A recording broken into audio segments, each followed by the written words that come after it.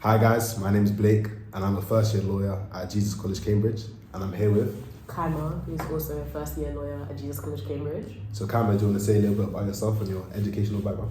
Okay, so at GCSEs I got 6 9s and 4 8s. For AS levels, so for context I went to Brampton, which makes us do 4 AS levels. So I've got 4 A's at AS. I did English Lit, History, Sociology and Psychology. I dropped Psychology at AS. And then I got 2 A stars in the A level doing English Lit, History and Sociology. Nice. And so obviously you had very strong GCSEs to say the least. A lot of people kind of ask me like, what GCSEs do I need to get to be competitive for Cambridge? What would you say? Do you think you need straight 9s to get into Cambridge or? Definitely not. I feel like you have to remember that Cambridge goes on a contextual basis. It's very holistic. Yeah. They definitely look at cases on like a 1-by-1 factor. So obviously you want good grades, you want to like do 7, 8s and 9s. Yeah. That would generally be the standard. Yeah. But if you went to a school where people tend to get 6s and 5s and you got 7, 8s and 9s, don't think you're necessarily in a worse position than someone that banged like straight 8s and 9s if they went to a school where everybody is getting 8s and 9s. Because you probably got less support than that person. Yeah. So it is more impressive that you were able to get such good grades when you went to a school where that wasn't the norm. No, that's definitely a good point because I remember for me, even with my interview report card, it said that I went to like a low GCSE performing school. So therefore, by having like straight 8s and 9s, it obviously made me a much better candidate. So just remember, even if you have like 7s and 8s, if the overall kind of performance of your school is worse than that, it actually makes you look a much better candidate. Yeah. That's a very good point. And then obviously A-levels did incredibly well on A-levels. Can you talk a bit about like which A-levels you did, maybe how you think they apply to law? Are there certain A-levels people should be doing? What kind of grades people trying to have? Okay, so I'll say about the certain A-levels one first. Definitely have at least one essay subject. Yeah. Like, don't think that you can't choose them at all. Because I know someone personally that did maths, biochem, and history, and she's going to law at Magdalen. Yeah. So don't think that you can't do something. If you're really passionate about physics, you're really passionate about maths, still do that, but at least have one essay subject. And I say this because law is a lot of reading.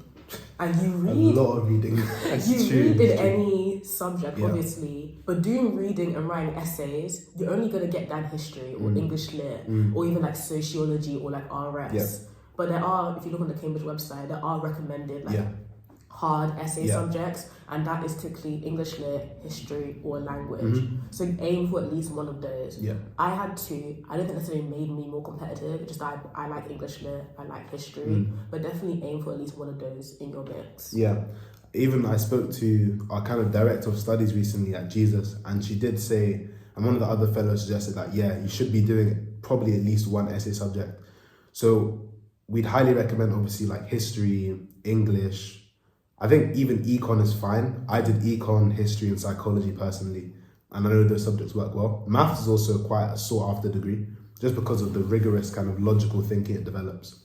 But then, okay, in terms of like predicted grades, what predictors did you apply with? Do you think people need straight A star predicteds? What's your thoughts?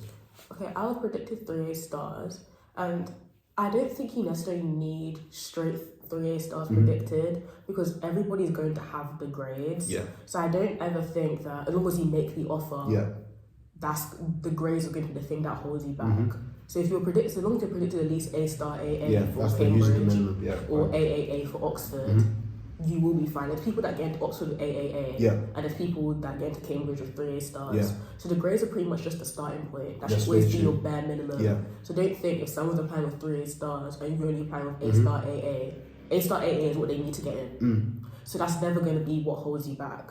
So obviously push for the best grades you can, but as long as you're within the field, everything else matters more. Like your personal statement matters more. Your interview matters more.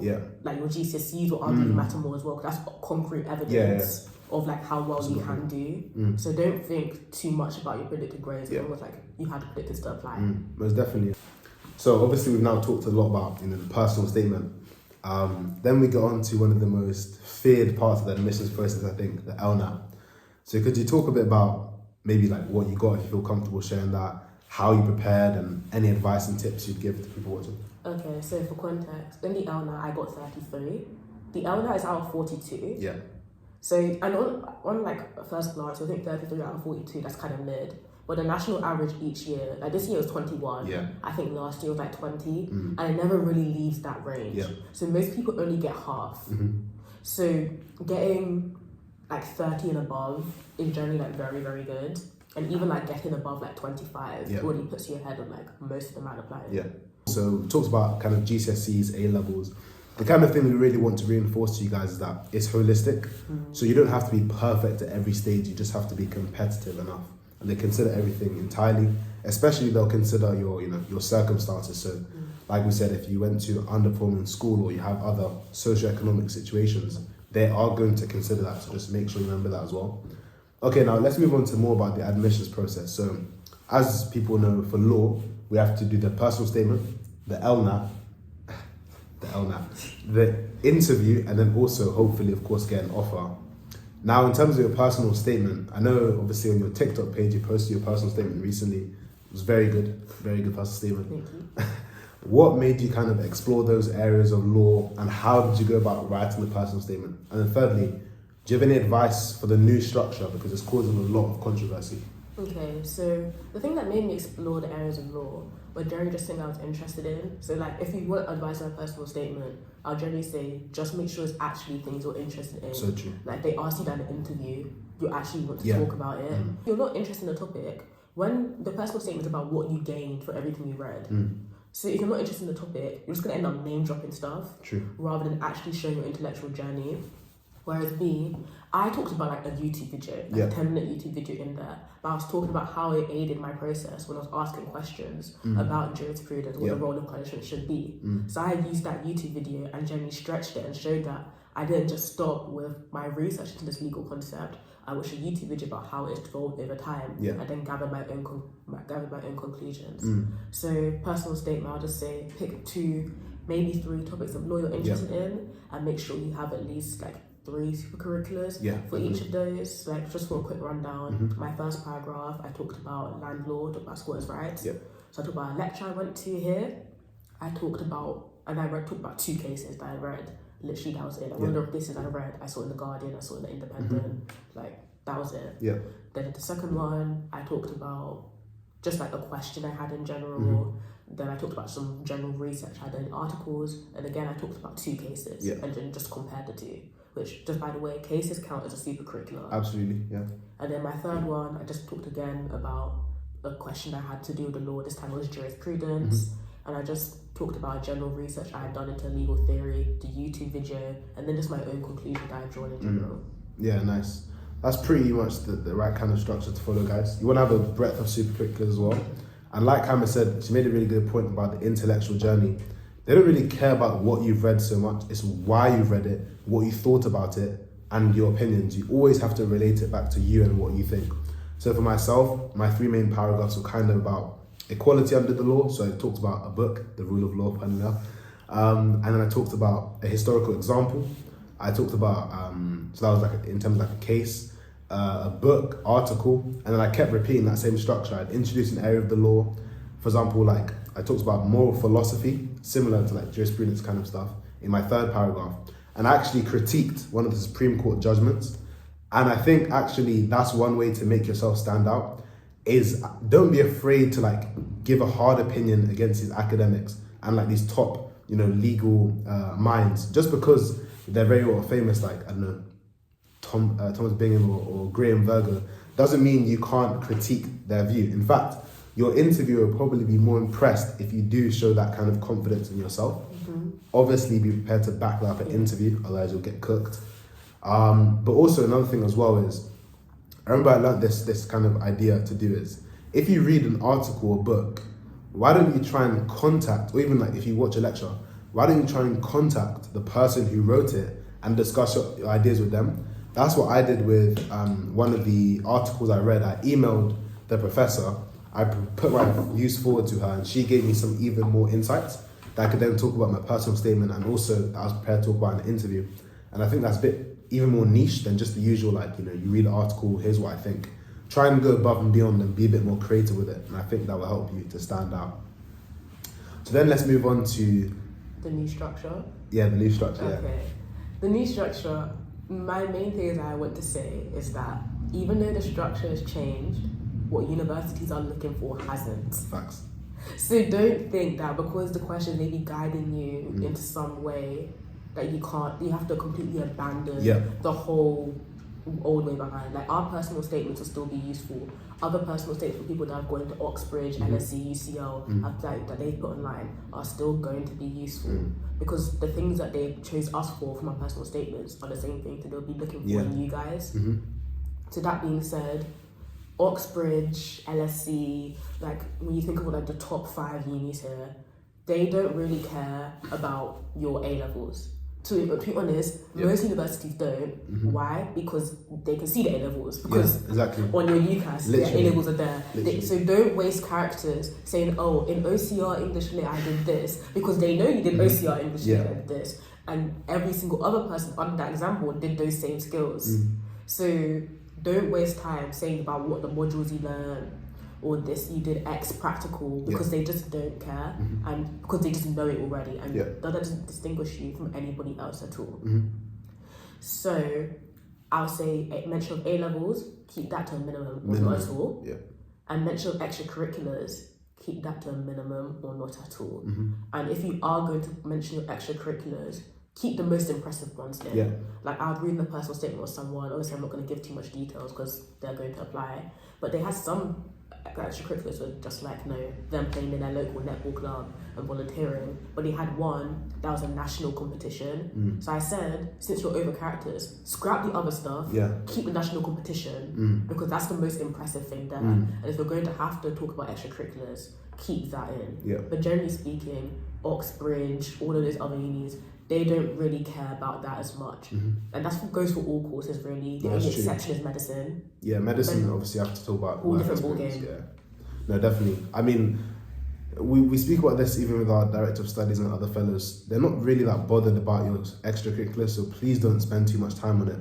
However, what you should do is, when you talk about extracurricular, link it back to how it will help you as a law student, whether that's the skills, whether through something that you did in extracurricular allowed you to then explore the law academically further. You're applying to Cambridge or whatever to study law academically, not to be a barrister or solicitor. And that's one thing you should always remember. If you mention in your personal statement anything about this will help me become a lawyer, they don't care. They do not care. So please just leave that. I'll say what matters more is like not just spamming questions, but making sure you actually read the solutions. The solutions are so true. Because people will just like spam questions, and then wonder why you're not getting any better. If you're not reading the answers, you're not going to understand the logic behind the LNAT. And that's what matters so much more. Because once you read the answers, especially for the LNAT questions, the difference between why answer A was better than answer D is like so small. Like, you're just slightly more reasonable. And you're just not going to understand that if you're not reading the solutions. And they'll exactly break it down for you. Exactly why, even though this could be true, we're saying that this answer is better, you should pick that one. And LNAT questions, they kind of fall into the same similar style. There's only a certain type of questions they can ask you. So once you understand the logic, okay, questions like this, you're going to be looking for this or this. And questions like this one, even though it could be right, you're ultimately going to pick this one. Once you understand that the logic behind how they answer things, it's going to make so much more sense. You're just going to click to you. It will, no, it's true. That experience. I definitely say, in general, just make sure you use a variety of resources. We're not going to necessarily encourage anyone to pay for any resources. They can be useful. But other websites you can use, they'll give you lots of different practice questions. L9 Ninja is free. Very good. But it's like Kaima said, you need to look at the solutions. If you don't understand the solutions, you're not going to know how to improve. Because the questions you see in your actual LNAT will not be carbon copies of practice questions you do. However, if you train your brain to see the difference and the nuances, then you'll be able to actually find those differences.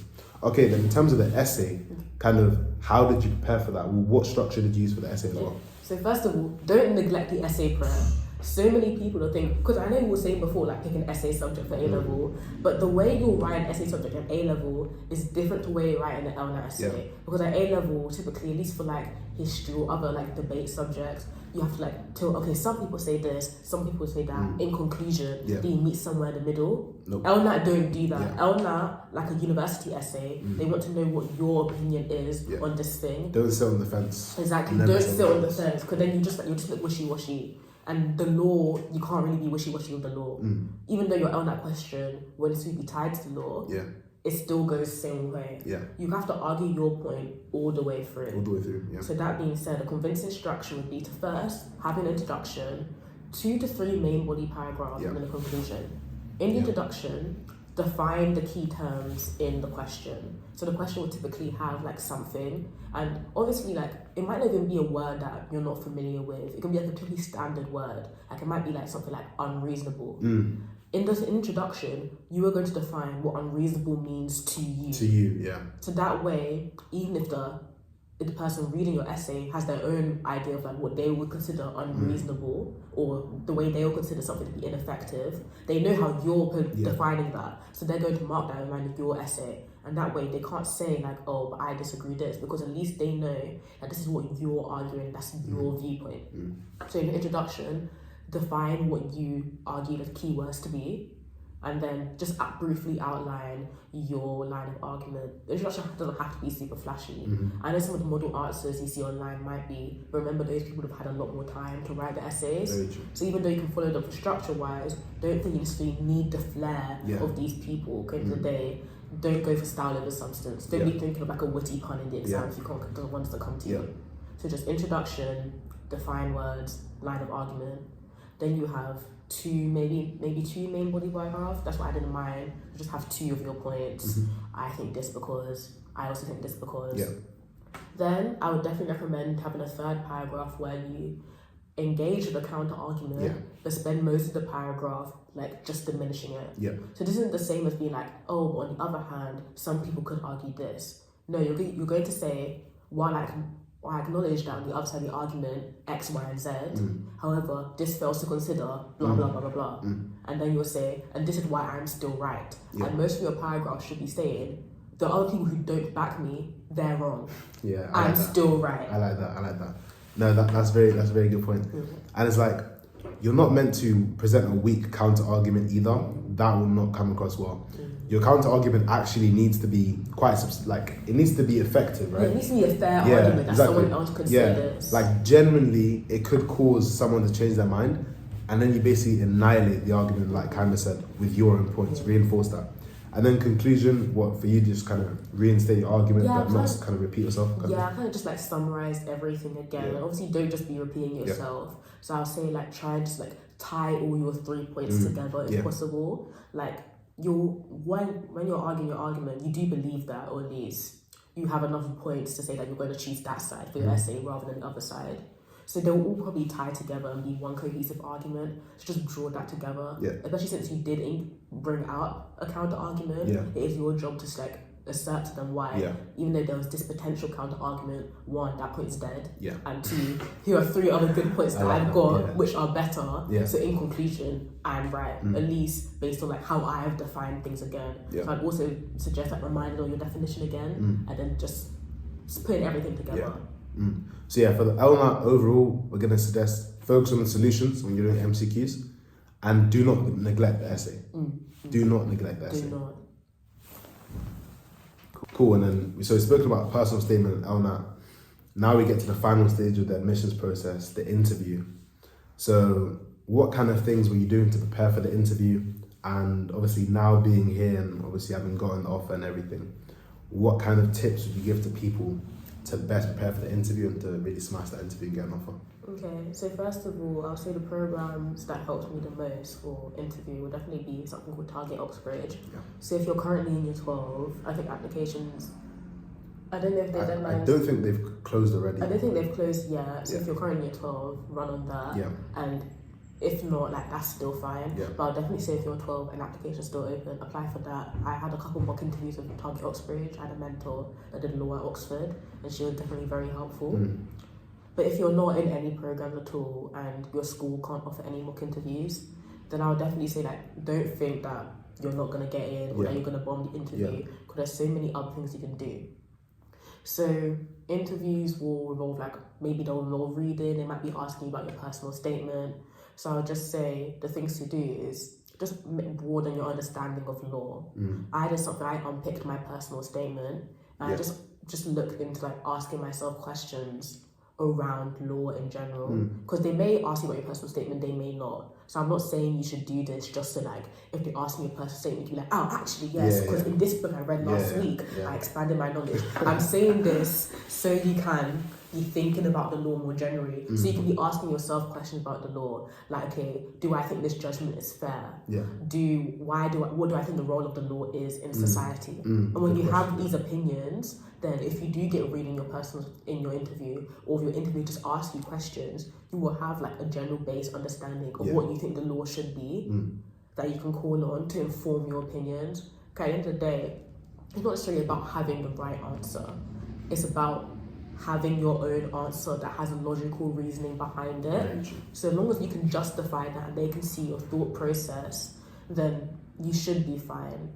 So another thing, again, is just, I would say practice talking out loud about your subject. Like me and my friends at school, and it doesn't have to be people within your subject. Like I would talk to one of my friends doing HSPS, one of my friends doing medicine. We'll just sit down in the common room after school and just be talking. Like sometimes we'll do, you know, like when they have the Oxford website, like, oh, past interview questions. They don't ask it anymore, but it can still be helpful. Just like provoke discussion in general. So we'll be asking these and we'll be discussing, and then I'll have a medic's opinion on the law and be pushing me on my argument. Then I'll have to be thinking about things again, and likewise I'll be pushing him on like medical, like ethics arguments, and then he will have to like form an argument as well.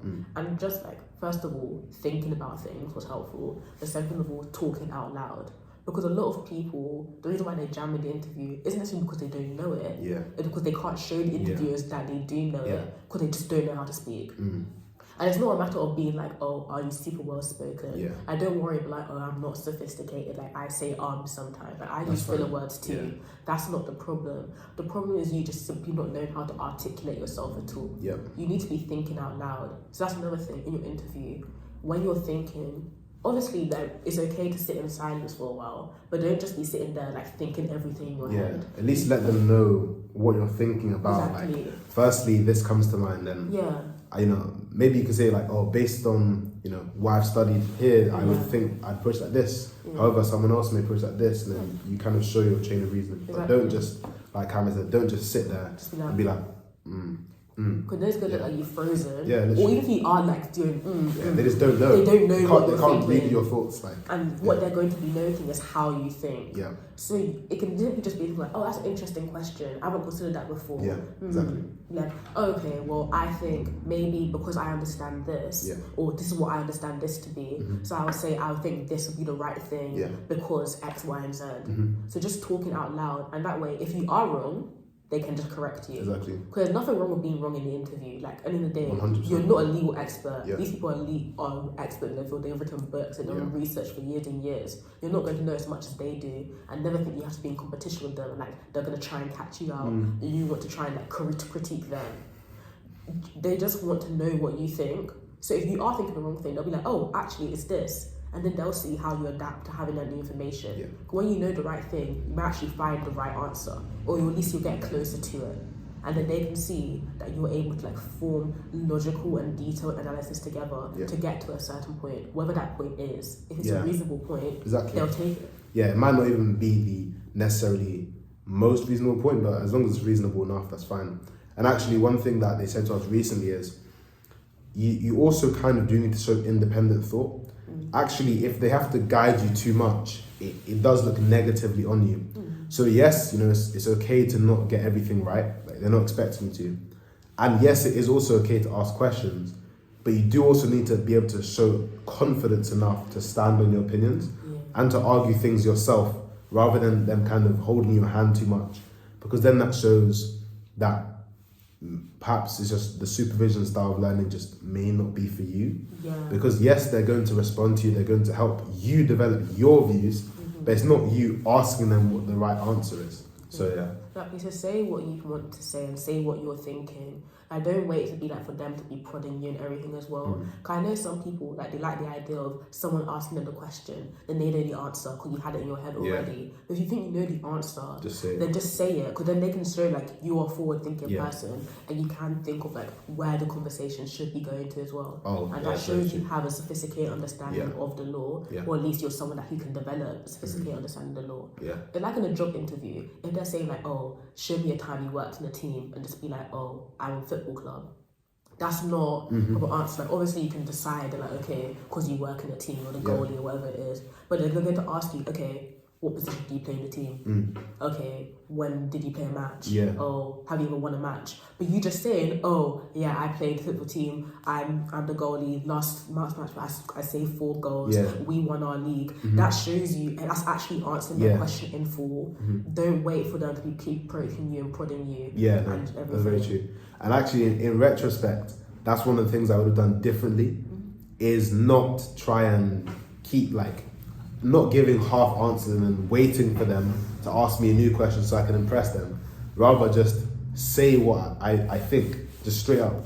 Because I think then maybe it will make it seem less like I don't know what I'm talking about. But yeah. Because also remember, you're not like that revolutionary of a thinker. Like I was saying before, these men are actually experts in their field. Literally. So even though they may be impressed that you've understood it, you're not really going to gag them down like that if you understand something. Because they've been understanding that. They probably wrote the book that you read that gave you that opinion. Yeah, no, it's true. It's true. Yeah, okay, cool. So that was very comprehensive in terms of tips for the interview. Do you have any like final tips for any kind of aspiring Cambridge lawyers? Maybe a final word of advice? I'll say generally just go for it and put your best foot forward and put your all into it. Like the biggest thing that will stop someone from getting to Oxbridge is not applying. And there's so many people that are like, oh, I got a 5 in biology, do you think I can still get in? But then they come from, like I was saying before, they come from a school where people don't typically tend to do well. Or maybe you're a young carer, or you're from a low income family, or you're in foster care.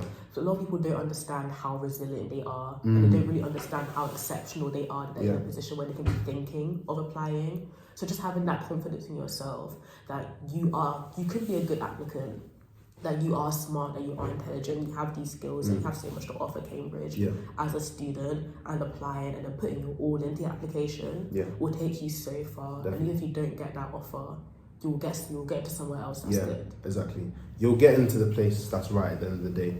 And we really believe just like believe in yourself and don't count yourself out, because if you don't try, then you will never know, basically, and that will be a bit of a disservice to yourself.